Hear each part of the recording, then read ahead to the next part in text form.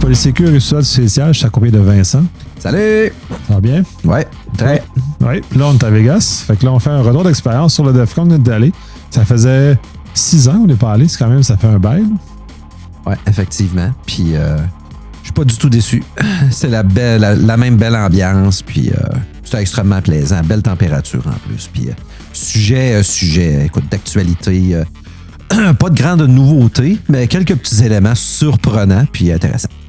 Ben, bien sûr, de toute façon, ça fait longtemps qu'il n'y a plus tellement de grandes surprises, mais ça, les surprises se passent ailleurs que dans les grandes salles.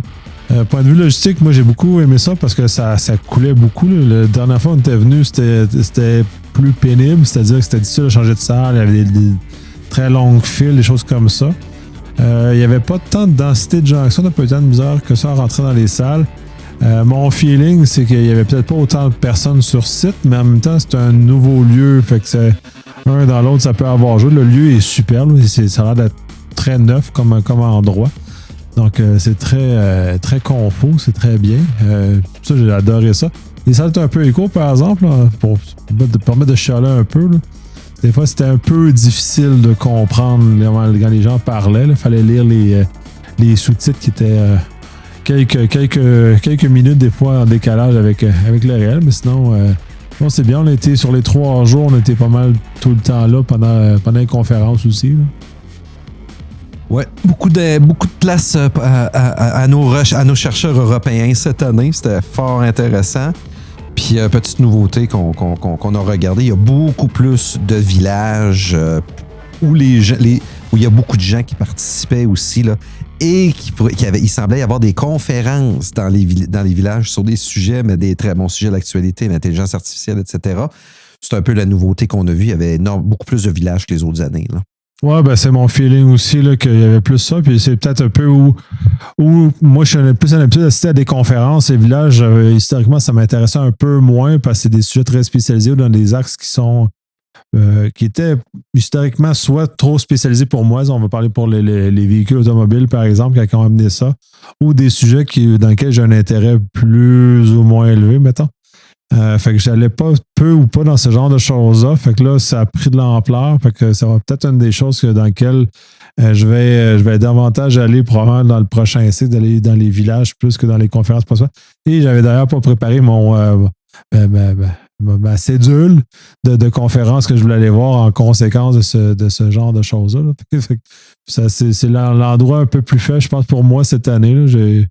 Et dans le fond, les conférences, elles, sont telles que telles. Là. C'est très intéressant. On a vu de très intéressantes sur une panoplie de sujets là, qui étaient très intéressants. Là. Donc, on va revenir sur certains sujets, mais oui, ça va être un peu plus ça. Puis ça change un peu le mot, ça change un peu les choses. C'est pas... ça va changer mes habitudes. Je dois sortir de mes pantoufles, finalement. Là. Ouais, je vais faire le même chiolage que toi sur les salles qui étaient écho, puis le manque de gain, souvent, qu'il y avait sur les micros. Pas nécessairement les accents là, de nos confrères et consoeurs européens, là, mais il y avait vraiment un manque de gain, puis c'est vrai que c'était écho. Beaucoup d'interventions, des petits gardiens de sécurité au t-shirt rouge pour pas que les gens entraînent. Puis c'était agaçant un petit peu, mais je vais pas à me plaindre. Là, au niveau des sujets, c'était quand même excellent. Oui, ils ont ramené ça. Il y avait beaucoup plus de discipline. Ça, pour l'avoir vu, ça fait de quoi depuis DEF CON 14 que j'assiste. Donc, ça fait quoi, 15, 16, 17 ans que je vois ça, pas toutes les années, là, puis surtout avec le confinement, tout ça. Les choses ont changé. Là, fait que c'est ça, pour moi, c'est mon premier DEF CON post-confinement. C'est plus la même ambiance. Les choses ont changé, les choses ont évolué dans différentes directions. D'ailleurs, dans une des conférences, le GO nous a demandé justement qui était nouveau. C'était leur premier DEF CON. Puis il y avait au moins la moitié de la salle qui avait levé la main. Fait que ça a ça d'intéressant de voir qu'il y a un renouvellement très intéressant. Mais en même temps, j'ai l'impression, puis comme les gens de plus longtemps comme moi ne traînent plus dans les conférences, sont plus dans des cons à côté, dans des parties privées, des choses comme ça, dans lesquelles moi, je ne suis pas beaucoup pour de multiples raisons d'ailleurs. mais ça l'enlève un peu. Fait que c'est un peu comme un événement à deux vitesses aussi, là, on sent ça dans mon feeling. Là, mais ça, j'imagine que chacun a son expérience par rapport à ça. Mais je dirais que la qualité des conférences en général, là, il y avait beaucoup d'humour, disons, dans les slides, puis j'ai beaucoup aimé ça. Là. Ouais, beaucoup d'humour, puis beau décorum, rien de bien choquant. Puis petite parenthèse, ce que Nicolas disait sur un peu les peut-être la nouveauté, le renouvellement, beaucoup d'enfants. Beaucoup de parents maintenant qui osent apporter, venir avec leurs enfants, leurs ados. J'en ai vu beaucoup plus.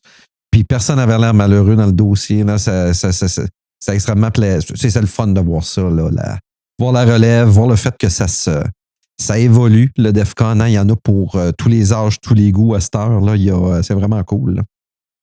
Oui, tout à fait. Puis, mais le mode, c'est ça, l'ambiance, c'était pas la même. Là, là ça fait quand même 6 ans la dernière fois. Tu essaies de mémorer comment que c'était la dernière fois. Il me semble que l'ambiance, le feeling était différent. Là, je trouvais ça plus serein de façon générale pour le volet conférence, le volet dans lequel que je traîne depuis les 16-17 dernières années. C'était moins lourd, je sentais moins d'énergie négative, on va dire. Là. Déjà un peu plus nerveux, là, c'était comme beaucoup plus relax. Ou c'est peut-être moi aussi qui a changé aussi. Là. on a tous évolué avec le confinement, ça nous a fait voir la vie différemment. Peut-être de ce côté-là, mais en même temps, bref, c'est une expérience qui est en ce sens-là très intéressant. Moi, je viens pour m'inspirer, voir c'est quoi le mot actuel. Puis je vais reprendre ton terme, parce que je trouve ça très drôle, c'est copier-coller. Puis pour moi, je le vois, je pense que c'est mon 2e ou 3e copier-coller que je vois au DEFCON depuis que j'y suis, au sens où autant dans les premières années, j'ai vu la bascule du Web 2.0 où il répétait les mêmes erreurs qu'on avait corrigées avec l'ANSI. Ensuite, on voit à l'heure actuelle tout le volet cloud qui vit la même chose qu'on vivait avec que l'enfant Web 2.0 a vécu. Puis là, on voit un peu dans ces univers-là de répétition, de stratégie. Puis on avait justement plusieurs conférences très intéressantes là, sur plein de sujets comme ça, mais ça revenait toujours à pour moi, c'est des vieilles stratégies appliquées à des nouvelles technologies. Donc, clairement, ceux qui font les nouvelles technologies n'ont pas lu l'histoire. Fait qu'on répète encore les mêmes patentes. C'est pour ça que Nicolas dit ça. C'est les premières conférences qu'on a vues vendredi, quelques-unes samedi, qui semblaient sous le même thème qu'aujourd'hui. Fait que moi, j'appelle ça le grand thème de cette année. Je trouve que c'est vraiment copier-coller, mais comme Nicolas dit, beaucoup plus avec l'info nuagique là, qui est en train de se répandre puis s'installer. Puis comme tu l'as dit, t'as bien raison, les gens ils connaissent l'histoire parce qu'ils vont encore trop vite. Moi, c'est ce que je pense. Les gens vont vite. Les gens lisent plus. Ils regardent plus leurs affaires.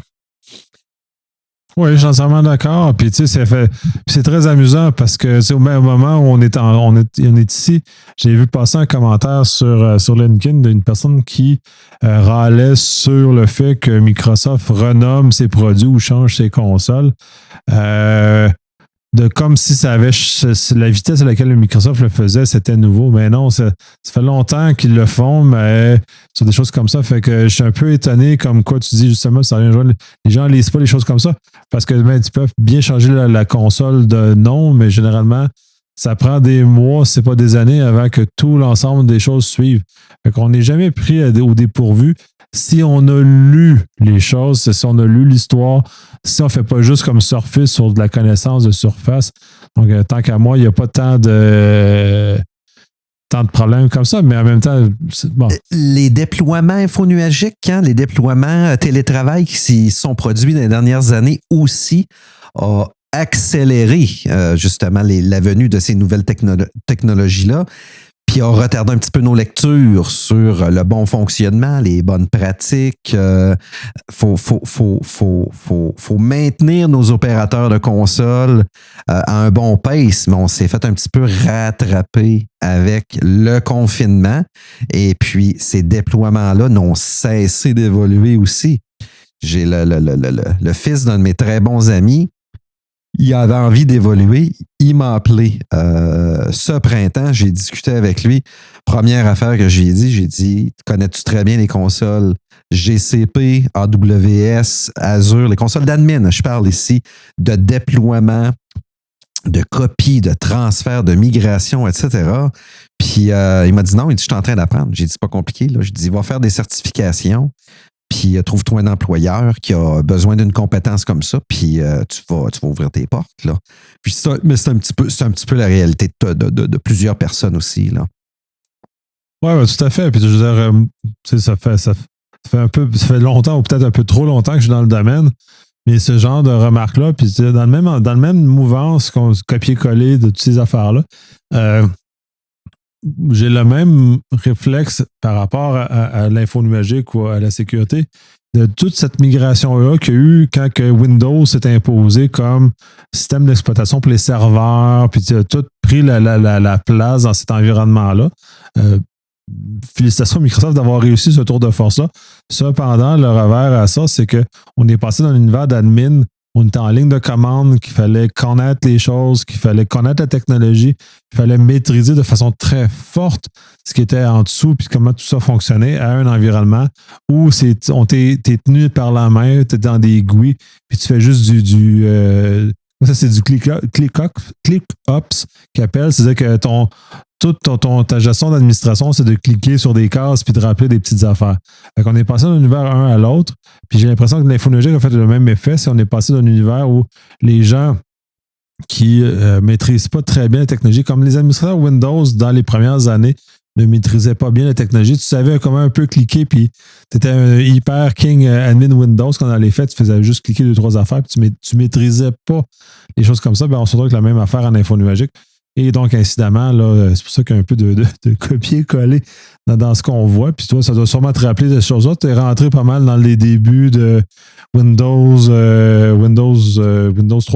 NT 351, Novell, cette transition-là dans laquelle tu as commencé à travailler, un peu comme moi d'ailleurs. Ouais, le 3.1, 3.11, ensuite de ça, en fait, l'ancêtre du NT, le NT4. Le NT4 qui était magnifique en passant, c'est venu d'Amel Pion au Novell 3.12, puis ensuite de ça, le Novell 4.11 qui a décidé de s'imposer avec une console graphique pour justement maintenir la cadence, mais Microsoft les a malheureusement damé le pion parce qu'il y avait, ça allait très bien, le Novell 4.11. By the way, pour l'avoir testé et essayé, toutes les notions de container, de common name, de ci et de ça, Microsoft n'a rien inventé. Là. Novell avait cette architecture-là, justement, des fameux noms communs du parent à l'enfant, etc. Mais peu importe. Fait que oui, j'ai super bien connu ça.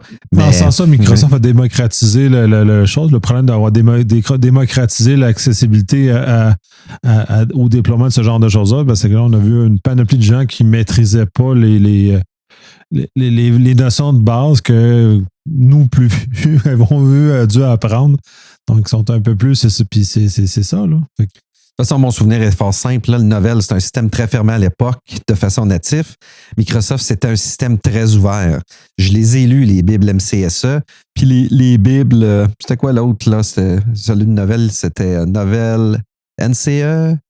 Peu importe, vous savez exactement ce que je veux dire. Moi, je suis pas Novell, fait que j'ai pas... Puis Microsoft, dans la préface, elle disait, là, je dis, on vous facilite l'installation, mais après ça, barrez vos portes, là.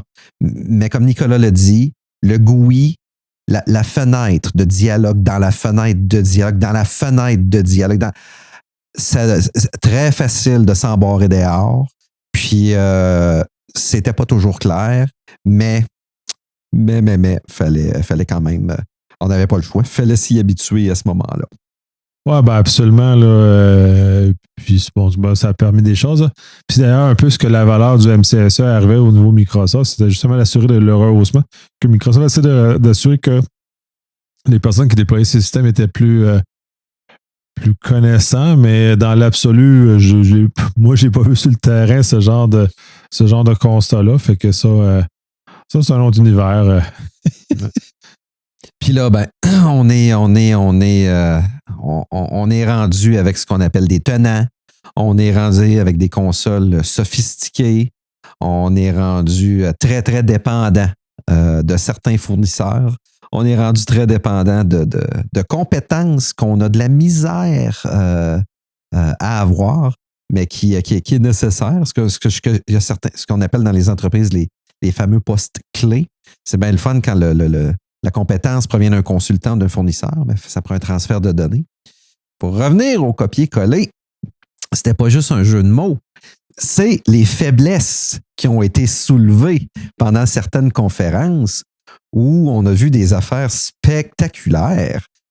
Comment faire des copier-coller sur SharePoint, soit à partir d'une ligne de commande, à partir de Teams, et ça passait même sous le radar de l'engin de journalisation. Celle-là est excellente. Ben oui, ça, c'est utiliser l'outil de migration SharePoint, puis que cet outil-là contourne toutes les journalisations standards. Fait qu'on est capable d'injecter essentiellement du stock sans que personne puisse le savoir.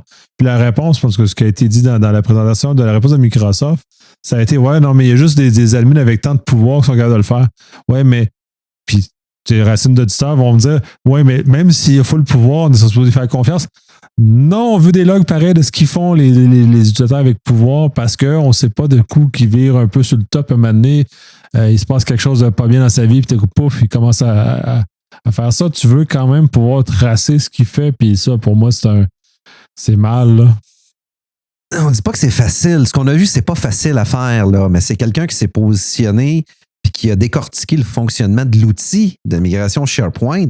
Puis lui, ce qu'il a décidé de faire, c'est qu'il a manuellement créé des scripts en contournant justement la fameuse chaîne d'approvisionnement du fonctionnement de l'outil de migration pour justement atteindre son profit directement, pour se rendre compte que l'engin de journalisation, il ne voyait absolument rien. Là, on parle d'introduction de données fictives, on parle de destruction, on parle de même remplacement de fichiers. J'ai pas vu de pompage de données, par contre, mais déjà de la création de données, c'est terminé. L'engin de log n'est plus là. Les contrôles de sécurité sont plus là. Donc, je suis désolé. Mon rôle d'auditeur va vous dire, c'est fini. L'intégrité cassée. Oui, complètement. Mais de toute façon, puis pour en avoir fait des mandats dans le temps que j'ai travaillé pour les comptables, justement, l'intégrité est vérifiée après. Fait, donc, dans ce cas-ci, on aurait déplacé un SharePoint avec des données financières. S'il n'y avait pas de journaux de conversion, c'est un no-go. Tu ne peux pas autoriser ça. Ça ne marche pas parce que tu n'as pas de preuve de l'intégrité du chemin entre les deux, même si c'est une personne autorisée qui le fait. Mais dans certains cas, puis pour avoir vu des migrations de choses sur site vers l'info nuagique, par exemple, c'est généralement donné à contrat à des tiers en plus, qui on ne peut pas nécessairement garantir avec le même niveau de certitude qui vont faire autant attention aux données de l'organisation. Donc, tu sais, c'est de mettre dans des mains des gens de ce genre de transition-là, puis il l'expliquait, puis c'est fou parce que tu étais capable d'injecter des affaires, tu étais capable d'injecter partout. Tu étais capable de modifier des fichiers dans SharePoint pour faire du cross-site scripting. Tu étais capable de faire des affaires, c'est complètement malade parce que tu étais capable de pousser à travers cette conversion-là. Fait que l'outil est ultra puissant. Cependant, il n'y a pas les contrôles auxquels on pourrait s'attendre de contre-vérification parce que tu arrives à une conversion, il y a des données financières, le vérificateur va dire je veux les journaux, je veux voir, je vais te voir si ces données étaient avant de signer que c'est comme ça. Ils vont peut-être faire un 25. Non, ils font plus de 25 ans, ça n'existe plus, je pense. Mais bref, ils vont vouloir avoir un niveau d'assurance élevé d'intégrité. Je vous confirme, j'ai déjà fait ça chez un client où toutes les données puis les rapports de conversion ont été supprimés. La seule affaire, c'est que ça a été du travail manuel. Ça a été beaucoup plus long. On est parti avec des BV papier et les honoraires aussi. C'est pas compliqué.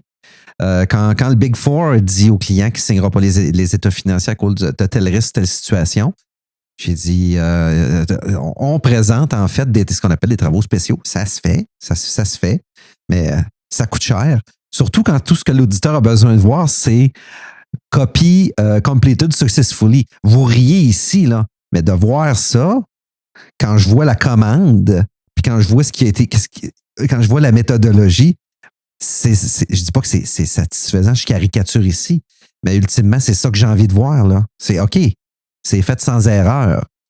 La démarche et la méthode sont acceptables, etc. Mais là, on ne s'éternisera pas. Ces conversions de données, c'est des mandats qui sont plates, c'est long, c'est pénible pour tout le monde.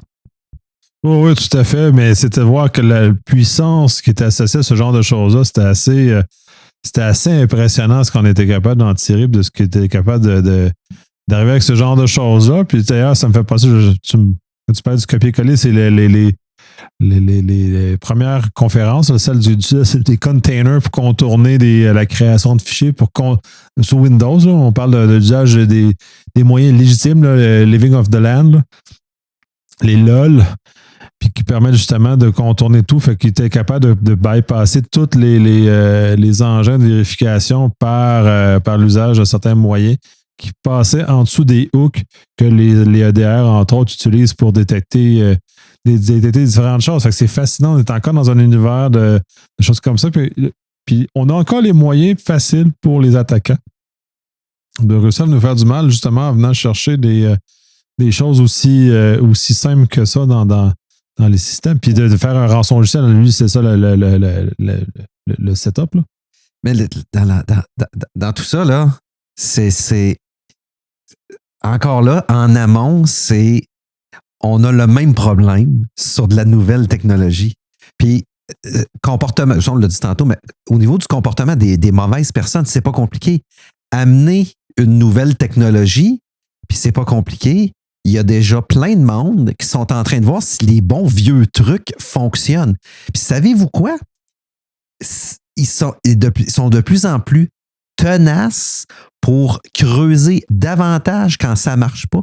Puis ce qu'on a vu, Nicolas puis moi, là, forger des clés pour que le certificat réponde avec un crochet vert, récupérer des bouts de clés puis les combler pour, pas de combler, des certificats pour les rendre, avoir un hack valide en forgeant quelques bits de...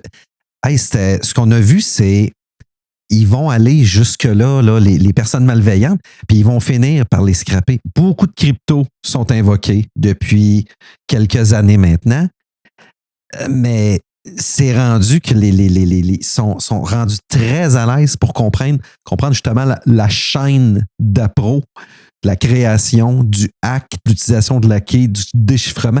Ils comprennent. Fait que quand je dis qu'ils sont tenaces parce qu'ils vont se prendre un 5, 10, 15 minutes de plus, puis du temps machine, on ne sait pas combien de temps, peu importe, mais ils ont déjà tout, parce que la recette n'est pas longue à bâtir pour eux autres, pour aller plus loin et réussir l'exploit.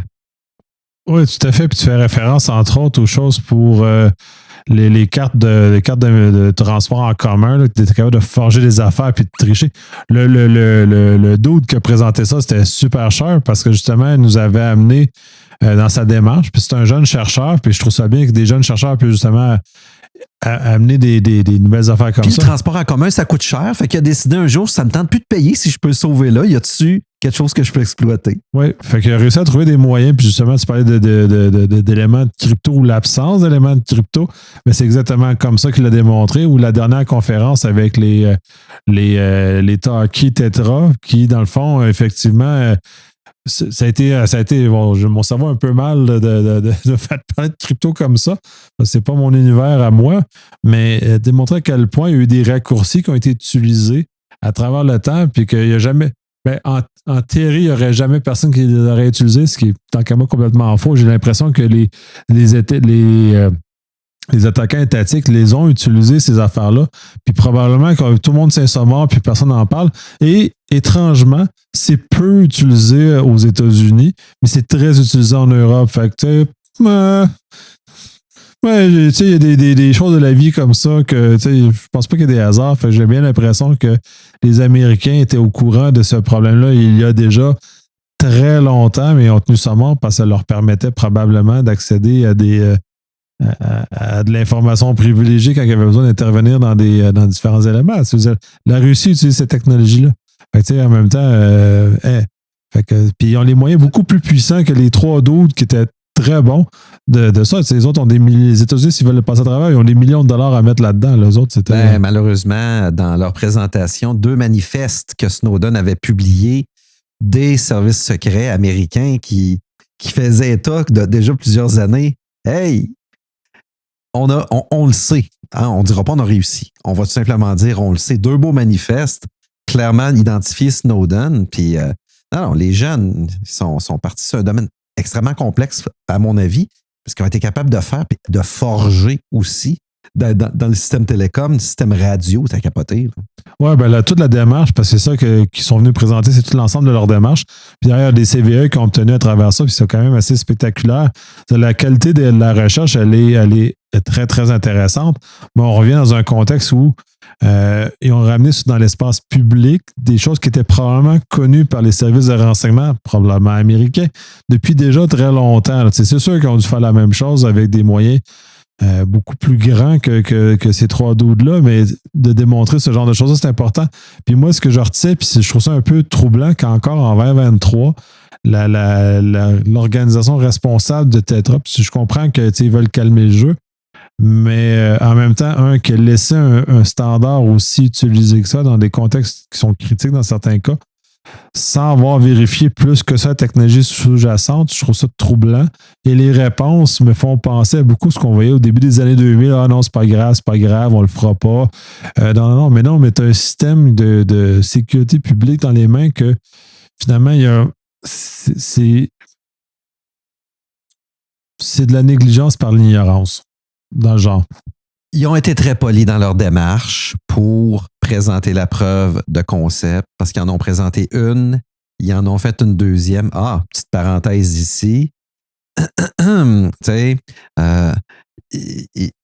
ils ont fait ça avec des appareils un peu plus sophistiqués, mais ils se sont fait challenger à un moment donné avec un Toshiba Satellite 4010, là, puis c'est ça qui a été très drôle. Ça a pris une trentaine d'heures avec un Windows 95. On a eu un beau moment de nostalgie là-dessus. Hey, le script a marché! Ils ont récupéré la clé de c'est en fait le certificat qui a été émis sur l'appareil qu'ils ont ciblé. Puis il était en business, là, après ça, il pouvait forger puis faire n'importe quoi, là. C'était bien drôle. Ah, c'est assez fou, puis c'est de la recherche fondamentale que je trouve très intéressante et très pertinente et qui aurait dû être faite sur ces équipements-là bien avant. Puis justement, qu'on ne se ramasse pas avec un peu la situation dans laquelle on est là, où ça peut être problématique à bien des égards. Puis ça, c'est un des axes qu'il avait montré parce que c'est clairement utilisé dans des automates d'industriels et des sons, des choses comme ça. Puis quand on regarde comment les attaques se font maintenant au niveau des États, si on regarde la guerre en Ukraine, là, au moment où on enregistre, c'est le genre de choses qui peuvent être utilisées contre tes adversaires, le pénaliser, envoyer des mauvaises informations. On fait juste à repenser à tous les éléments qui ont été faits sur l'enrichissement nucléaire en Iran, dans lequel ils ont réussi à mélanger les centrifugeuses en changeant le code. Donc, tu sais, tous ces éléments-là sont très, très existants dans l'univers plus sophistiqué. Donc, c'est peut-être un peu mettre sa tête dans le sable d'avoir fait ça. Puis, tant qu'à moi, je pense que l'organisation devait dormir sur ces problèmes-là parce que ça devait être trop problématique de déclarer, mais il reste en même temps que c'est fascinant parce que la façon qu'ils ont procédé, puis j'ai adoré, là, parce qu'ils sont rentrés, ils ont acheté un radio qui était quand même assez moderne, par ailleurs. Et le code qui roulait dans ce radio-là était vulnérable à tellement d'affaires, encore de nos jours. Fait que clairement, il n'y a personne qui a remis à jour le code depuis genre 25 ans, là, que aucune pratique de sécurité moderne n'a été incluse dans le code. C'est juste malade, là. Juste dans la chaîne de com, l'initiation d'une première communication, l'exemple qu'ils ont utilisé, c'est le courriel. Zéro authentification parce qu'il faut que le courriel arrive. Puis ensuite de ça, quand on vient travailler avec le courriel pour l'ouvrir, là, le mécanisme d'authentification et de chiffrement, déchiffrement commence à s'activer. C'est juste le premier bout où tout passe comme pour l'équivalent d'être en classe. C'était fascinant, là. Oui, c'était fascinant. Ils l'ont expliqué. Vous vendez ça depuis 25 ans. Votre OS ne semble pas avoir subi de grands changements depuis ce temps-là. Puis on s'est rendu compte que ces appareils-là, depuis 4-5 ans, c'est des milliers qui ont été achetés. Donc, l'appareil qu'ils ont acheté a 25 ans. Puis, il y a des vulnérabilités. Ils ont trouvé une porte dérobée aussi qui était pas chic non plus, là. C'était un petit peu capoté. Puis ce que Nicolas disait, on parlait des infrastructures critiques, là. Il a parlé de l'uranium enrichi On parle de système, notre système, des systèmes de pompage d'huile dans certains pays qui utilisent justement l'huile et le gaz pour l'énergie à la maison. Les systèmes hydroélectriques, bon, le Canada ne semble pas n'utiliser, ni le Québec. Et encore là, je le sais pas, mais on n'était pas sur la map. Mais ça fait et la facilité de s'installer dans un endroit très tranquille pour amorcer justement le piratage est d'une facilité déconcertante, là. Oui, parce que c'est des choses passives, fait que il n'y a aucun moyen de détecter que les choses sont en train de se passer. Puis il n'est pas dit que les conversations n'ont pas été enregistrées. Eh bien, la conversation chiffrée enregistrée, puis ensuite, quand ils ont eu le temps de décoder, ils ont pu la déchiffrer après. Bref, non, c'est assez troublant. Puis ça fait partie quand même des divulgations qui sont quand même assez impressionnantes. On va arrêter de trapper sur celle-là. Je suis en train de regarder un peu sur les conférences d'aller voir. Il y avait celle justement avec le dude qui est allé réattaquer les serveurs de command and control des différents rançongiciels. Je trouve ça, c'est complètement malade. Le dude, puis lui, c'est son but sans vie, c'est pas de se faire embarquer dans une vanne noire, là, mais il joue un peu avec le feu au sens où il vient s'attaquer aux infrastructures des criminels et les casser essentiellement puis prendre le contrôle des différentes consoles. C'est assez malade ce qu'il fait parce que, on dit OK, c'est pas nécessairement éthique parce que normalement, tu n'aurais pas supposé faire ça, mais en même temps, son cheminement est quand même intéressant parce que il cherche pas, il joue pas le chevalier blanc, puis ça, c'est parfait dans ce contexte-là. Il n'empêche pas les forces de l'ordre de venir s'attaquer à ce genre de choses-là. Donc, il permet de remonter, de donner l'information, puis ensuite, il renvoie la police, ce qui est une très bonne chose d'ailleurs. Fait que on aide, parce que lui aide à démanteler ces réseaux-là qui sont tout à fait désagréables. Comme je disais à Nicolas tantôt, je dis, si les gens de ces réseaux criminels-là ont assisté à sa conférence, ben là, ils savent, ils mettent le visage sur le clown qui est devenu admin dans leur console, justement, de Command and Control, là. C'était bien comique. Ouais, ben c'est ça qu'il faisait à chaque fois. Fait que c'est très drôle de le voir comment il allait faire ça. Bref, c'était une présentation très comique. C'était très intéressant. Puis je vais faire dans le fond un rebond sur la présentation d'Olivier et Andréane qui avaient fait un preview au Sécure de leur présentation qu'ils ont faite là. Fait que j'étais déjà un peu au courant de la nature de leurs travaux. Puis c'est top-notch. Puis c'était un peu aussi dans l'état de la démarche de ce qu'ils faisaient, c'était justement d'aider la police à mettre fin à ce genre de problème-là généralisé de malveillants, de groupes criminalisés qui font ce genre de choses-là. Les autres, puis leur présentation, c'était aussi très drôle. Les autres utilisaient les choses de Donjon Dragon pour colorer un peu le style de leur présentation. Et ils ont qualifié différents types d'attaquants qui, dans l'état de leur recherche, d'ailleurs, ils étaient très étonnés que c'était très manuel. Ils pensaient que du RDP était beaucoup utilisé de façon mécanique. C'est très manuel. Et c'était différents types de personnages qu'ils mettaient. Puis c'était très, très comique, du très pas sophistiqué qui veut juste revendre du porn comme genre, il y avait un dude quand nous on était au secondaire qui lui avait un graveur CD puis l'accès à une affaire comme ça puis il vendait des CD gravés de porn quand on était au secondaire. Ben maintenant c'est le même genre de choses qui se fait mais dans des pays où c'est censuré et tout, mais encore là c'est ce genre de petite monétisation de cours d'école, un peu avec le petit truand, le petit bum, là, un peu à la Stranger Things, là, tu sais, ce qu'il y avait, ce genre de choses-là. Là. Oh ouais, Donjons et Dragons, c'est pas le seul thème Donjons et Dragons qu'on a vu, puis c'était bien coloré. Mario Bros également a la cote ces temps-ci, là.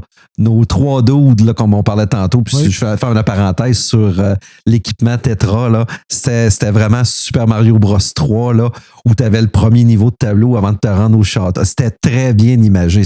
La nostalgie est excellente, là. C'était très bon cette année. Ben, tout à fait. Puis ça, on est toujours un peu on est comme ça, on est un peu dans la nostalgie.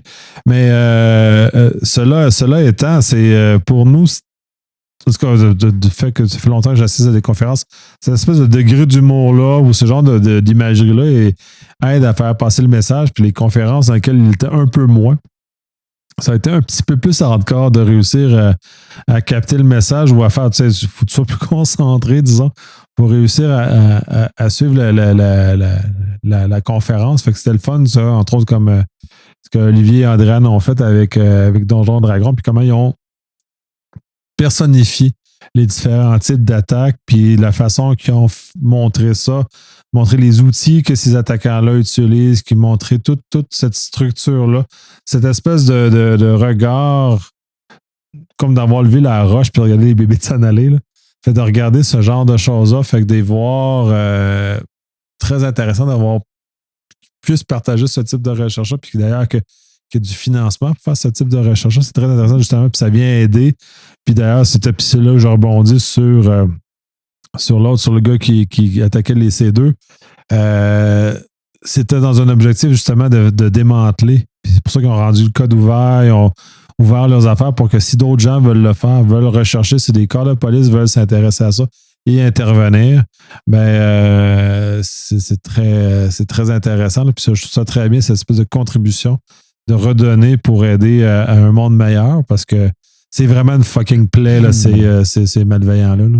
Également, ce que lui a soulevé, là, le dernier, je ne prononcerai pas son nom, mais celui qui piratait justement les pirates, c'est encore les bons vieux outils qu'ils utilisent pour justement avoir des instances sur des infrastructures pour les piller ou pour faire toutes sortes de choses.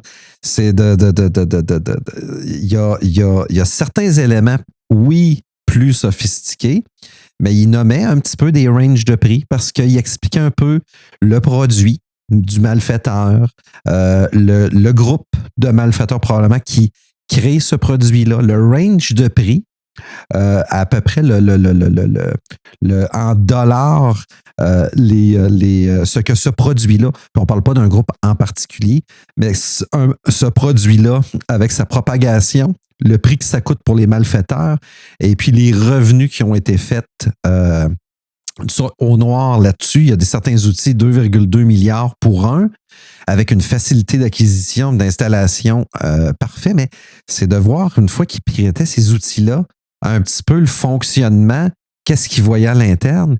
Il n'y avait pas de grande magie ou d'éléments hautement sophistiqués. Il y avait des choses qui dataient, mais encore là, c'est quoi le message? On ne fait pas attention à bien barrer nos portes dans nos systèmes parce qu'ils utilisent encore des bonnes vieilles méthodes qui traversent justement les mailles du filet. Oui, mais on revenait, puis c'est un peu dans les conversations qu'on a à côté au niveau de l'hygiène numérique et tout ce que ça comporte, justement, ça exige ce genre de choses-là. Fait que ça nous permet, nous autres, de peut-être nous remettre en pleine face globalement, on a beaucoup de problèmes d'hygiène numérique ou d'hygiène de cybersécurité qui nous amènent dans des situations qui sont tout à fait épouvantables. Je veux dire, moi, si ces gens-là faisaient des ponts, moi, je ne prendrais pas ces ponts-là. Je disais, oublie ça, là. Ouais, puis de traiter, non, mais c'est pas grave si la boîte, elle tient pas le pont, il va juste chambranler un peu. Je dis, non, mais moi, je veux pas une réponse comme ça quand je prends un pont. Là. Moi, je veux que les boîtes soient vérifiées de façon régulière. Je veux que la structure soit vérifiée de façon régulière. Je veux que la construction respecte les normes aussi, puis qu'elle soit capable de supporter. Puis c'est une dégradation. Puis c'est un sujet qui au Québec est très présent et à Québec encore plus. Ben, cette dégradation-là est accélérée par X facteurs, mais que ça soit réparé en conséquence justement pour redresser la situation de façon sécuritaire. Au niveau sûreté, tu veux dire, là, on a des vies humaines, là, c'est encore pire. Fait que, moi, ces gens-là, cette façon abordée avec un peu trop de désinvolture, la cybersécurité, ça commence à m'énerver beaucoup parce que ça commence à avoir des conséquences sur la sécurité des gens. Même les affaires de Tetra, tu sais, la sécurité aéroportuaire, c'est ça qu'ils utilisent. Fait que, tu sais, là, on a potentiellement, on met en danger des gens qui servent à la sécurité des aéroports. Fait que, moi, je suis pas super confortable avec cette façon de retirer ça. Là. Fait que j'espère que les gens vont mettre leur culotte un peu parce que on est sur le point d'un désastre, à mon avis, ce genre de choses-là. Ben, en fait, on est face à un indicateur de désuétude, tout simplement. Entretien, maintenance, évolution. Tu l'as bien mentionné, là, on barre nos portes, c'est le fun, on change nos clés, on rajoute un système électronique, une caméra, un ours, un parabear en arrière. Mais des fois, on se fait taper ses doigts parce qu'on veut débrancher un vieux système, mais il y a des gens en autorité qui veulent qu'on le garde. Puis, c'est un vieux système, les portes se barrent plus. Vous comprenez où je veux en venir. Ça va être la faiblesse ça va être le maillon faible, puis pouf, c'est brisé. Oui, c'est des problèmes qui n'attendent que d'arriver parce que les attaquants, eux, n'ont pas tellement de. Ils n'ont pas de sentiment pour nos choses. Fait que s'ils ont à nous piller, ils vont le faire. Si votre système n'a pas été encore cassé, c'est bien juste parce que vous avez passé sous le radar. Mais considérez pas que c'est bien comme ça parce que c'est tôt ou tard, ils vont venir à vous rattraper. Puis, c'est un rappel qu'au Québec, le 22 septembre 2023, la seconde phase de la loi 25 rentre en action. Et dans le fond, c'est le plus gros morceau de la loi qui rentre en action. Puis là, il n'y aura plus beaucoup de permission, il n'y aura plus beaucoup d'espace pour cette forme d'insouciance de traiter ça. Parce que là, le législateur a les moyens, ou en tout cas, va à travers l'exécutif, vont venir vous taper dessus si vous n'avez pas respecté. Vous faites un incident, vous ne le rapportez pas. Les amendes sont très violentes d'ailleurs. Donc, il y a moins d'espace à improviser sur ce genre de choses-là. Pour ce qui s'en vient, mettons. Là. Mais pour revenir sur des copier-coller, c'est vrai, bon, tu as parlé de ta crypto tantôt. Azure B2C, ça a été très intéressant de voir ce qu'il avait fait avec ça, comment il avait réussi à casser le chiffrement. Ça, c'était un peu plus sophistiqué, là, ça demandait un peu plus d'habilité. Fait que c'est pas ça, mais encore là, ça revient toujours à la réponse de Microsoft. Je ne sais pas dans ce cas-ci si c'est légitime ou pas, mais de voir, non, c'est pas si grave que ça. Puis machin, mais c'est quand même un système important au niveau de l'identité numérique là, chez Microsoft. Là. Ah oui, puis je vais mettre une opinion là-dessus. Le chiffrement de la crypto s'est rendu très, très présent, mais ceux qui font des présentations, moi, je vous le recommande fortement. Osez beaucoup d'humour, beaucoup de figures de style, des petits dessins des fois qui valent 1000 mots. C'est pas que c'est plate, mais c'est parce que c'est pas un domaine qui est souvent facile à comprendre. Le type certificat, le type clé, le privé, l'asynchrone, le public, l'acknowledge, c'est pas facile. Et puis écoutez, gênez-vous pas à mettre un peu d'impro puis beaucoup d'humour dans vos présentations. Ça va être bien plus agréable pour tout le monde. Vous allez avoir bien plus de fun. Oui, tout à fait. Ouais, ça, c'est les volets. Puis il y en a eu plusieurs présentations qui ont abordé des volets de crypto qui étaient assez complexes. Puis, c'est pas mon domaine. Là, c'est vraiment pas mon domaine. Fait que je connais les grandes notions, mais quand on rentre dans du pointu comme eux, ce qu'on fait, j'ai un peu mal à la tête. Je suis un peu fatigué après leur présentation. De devoir me concentrer justement s'il peut faciliter un peu la compréhension par rapport à ça, ça serait très intéressant. Dans les autres présentations qu'on a vues, defeating le VPN Always On, ça c'était très intéressant de voir que par des stratégies, puis la manœuvre, dans le fond, l'objectif de la présentation en question, c'était vraiment de sortir du Always On dans le sens où l'organisation a une capacité de te surveiller en tout moment et de comment faire que ton organisation ne te surveille plus parce que tout ne passe plus par le VPN à ce moment-là, qui ne contrôle plus les actions de ton poste. J'ai vu ça déployé à plusieurs places, pas dans une optique comme celle-là, mais bon, bref, un peu comme ça. Puis c'est très intéressant de voir à quel point c'est des stratégies très faciles pour réussir à faire que le VPN ne lève pas. Et c'était même possible de réécrire les règles de firewall pour justement te redonner accès, parce que c'est un peu ça qui fonctionne avec les Always On. Tant que tu n'es pas branché, tu peux rien faire. Fait que là, soit il te simulait que tu étais sur le réseau interne, donc pouf, toutes les règles ouvraient, puis c'est comme si tu étais sur le réseau interne. Puis j'étais un peu fasciné, puis il en a parlé parce que je ne connais pas particulièrement les trois technologies qu'il a abordées. Moi, j'étais plus habitué de façon théorique, parce que je ne l'ai pas vu en vrai. La version de Microsoft de ça, puis la version de Microsoft, la vérification était appuyée sur la présence d'un serveur qui était défini, si je ne me trompe pas. Là, puis lancez-moi les tomates si je me trompe. Fait que je trouvais ça beaucoup plus robuste comme approche que d'arriver avec juste une vérification de flag dans le DHCP ou la présence d'un DNS. Ou, c'est des choses qui sont très, très faibles et très faciles à spoofer. Là. Fait que c'était très facile. Si vous vouliez faire fuiter de l'information de votre organisation, ça devenait très facile parce que mais c'est pour les gens qui sont plus malveillants, mais en même temps, quand l'organisation met ça en place justement pour empêcher que les employés fuient de l'information, j'imagine que si le mécanisme n'est pas efficace, on va pas super loin avec ça. Là. Fait que, c'est le bout où tu as dû me prendre en photo, puis tu dormais? j'avais un bon respire très calme à ce moment-là. Où tu l'as dormi celle-là? Mais oui, je me souviens du début où il a simulé son flag, puis il était parti du radar, mais c'était excellent, là. Tout à fait, très intéressant. L'autre aussi qu'on avait vu sur les Mac avec Electron, qui est une stratégie utilisée. C'était très intéressant de voir à quel point on pouvait réutiliser les permissions données sur Electron. C'était que tel. Là. De toute façon, c'était pas, je pense, une très grosse présentation. Mais justement, de voir à quel point on peut piggybacker sur des droits là, en termes de copier-coller. On réutilise une application pour réussir à utiliser ces droits à elle pour dépasser ce qui est permis sur le système. Là. Avec ça. Puis il y en avait un autre aussi sur le Mac qu'on avait vu. Là. J'ai un blanc. Whatever, j'ai un blanc, mais j'en ai un aussi. Toi aussi, tu as un blanc. Bon, ça, c'est terrible, ça là. Ah, puis on a vu du Amiga. Oui, c'est vrai. Oui, aujourd'hui, on avait une présentation sur du rétro hacking. Là.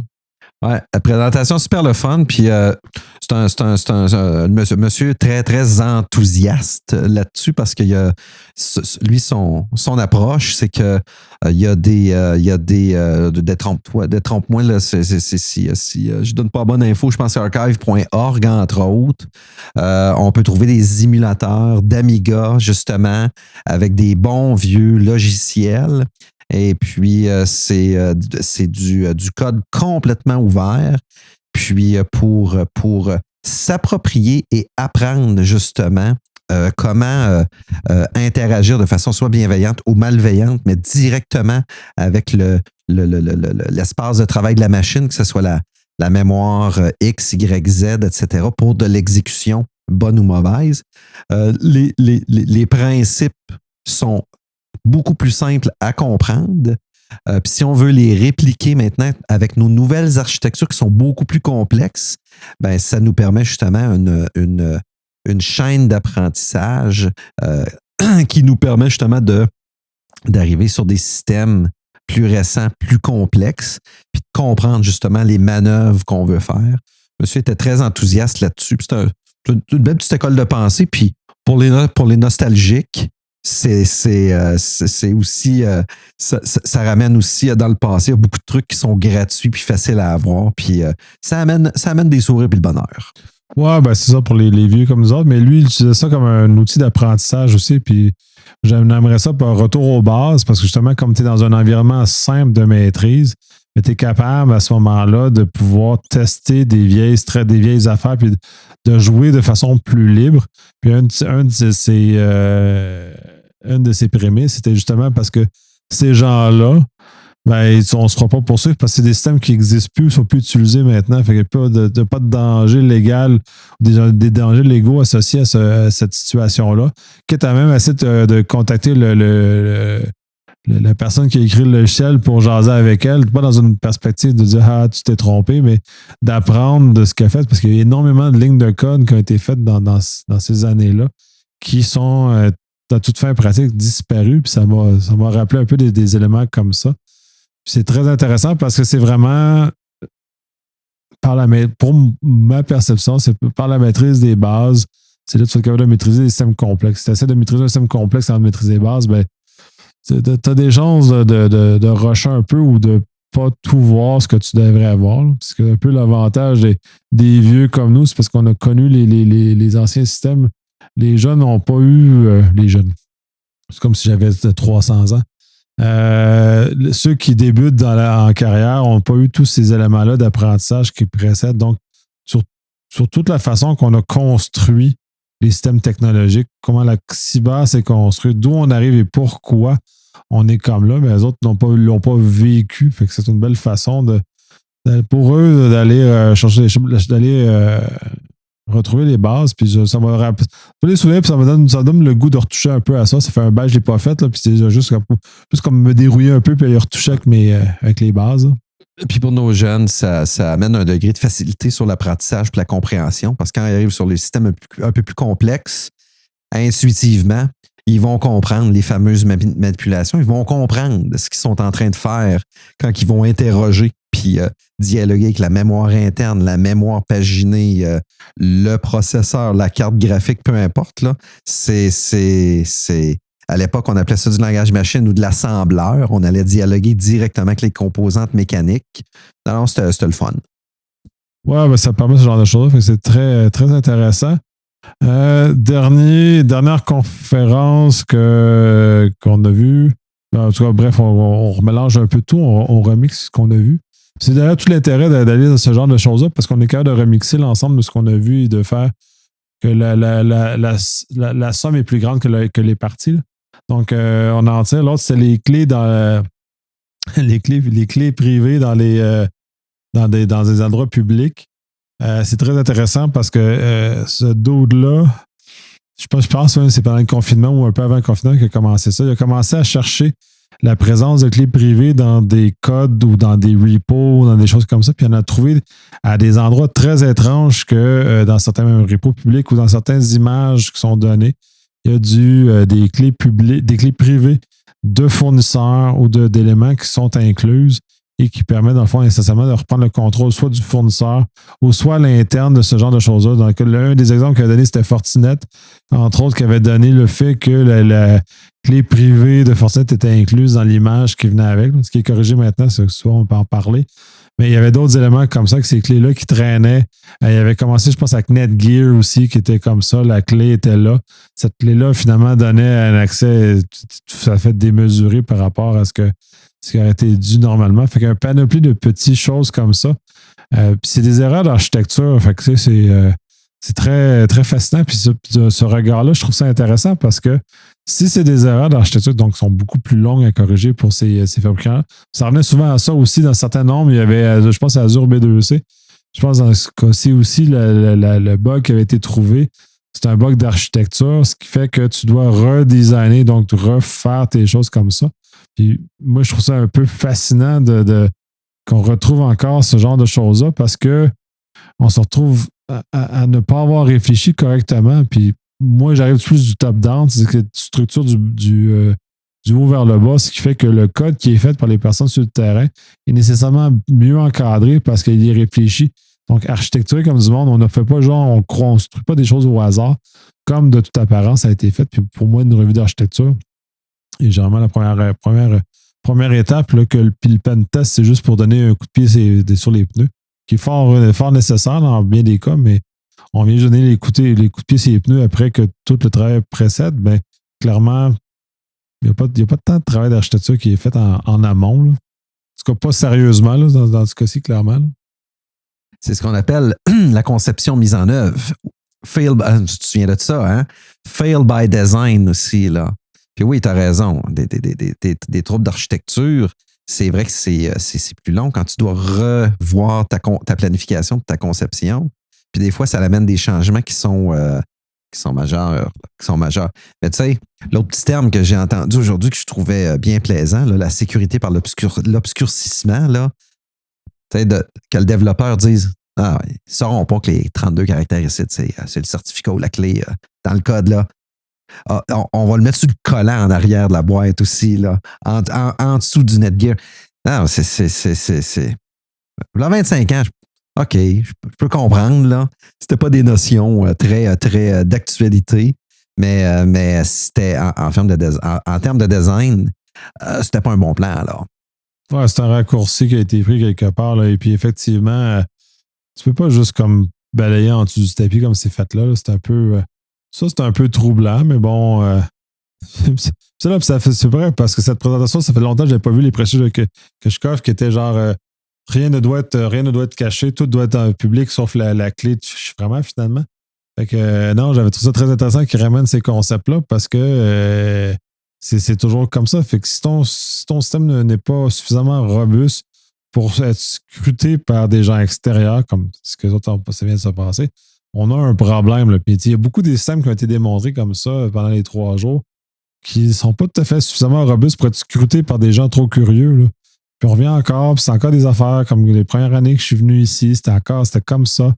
On est encore dans cet univers-là de genre de systèmes qui ne sont pas designés de façon suffisamment sérieuse où l'impératif de livrer sur le marché est arrivé trop vite. Fait que le produit qu'on a, il est trop excité, puis même si la sécurité dit non, fais pas ça tout de suite, il sort pareil. Fait qu'on est un peu encore dans ce genre de réflexion-là.